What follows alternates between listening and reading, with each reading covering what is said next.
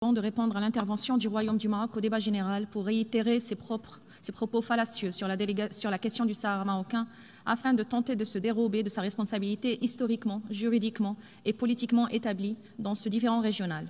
Ce faisant, la délégation algérienne tente vainement d'induire la communauté internationale en erreur. Ma délégation n'a fait que reprendre les décisions prises par l'ONU et les faits tels qu'établis. Elle vous démontrera ce soir, par les preuves historiques, politiques et juridiques, par les décisions de l'ONU et par les actions de l'Algérie elle-même, que cette dernière est partie principale au différend régional sur le Sahara marocain et que ce différend est une question d'intégrité territoriale du Royaume du Maroc. S'agissant du rôle de l'Algérie, 1. L'Algérie est mentionnée à 5 reprises dans toutes les dernières résolutions du Conseil de sécurité, y compris la résolution 2602 d'octobre dernier. Elle est mentionnée le même nombre de fois que le Maroc. Et le Conseil de sécurité fait d'elle une partie principale à ce différend. 2. L'Algérie elle-même se déclare partie principale à ce différend régional.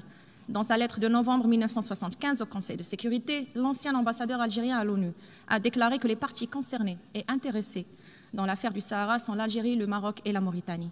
Cela est consigné dans le document S/11880 du Conseil de sécurité pour qui veut le consulter. 3. L'Algérie a officiellement réagi à toutes les propositions faites aussi bien par le secrétaire général de l'ONU et ses envoyés personnels que par le Maroc.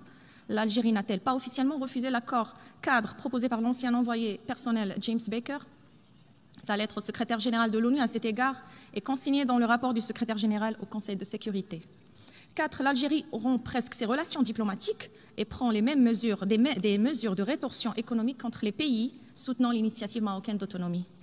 5. L'Algérie a soumis le 2 novembre 2001 à Houston, à l'envoyé personnel du secrétaire général d'alors, M. James Baker, une proposition de partition du territoire du Sahara marocain et de sa population, ce que le Maroc a catégoriquement refusé.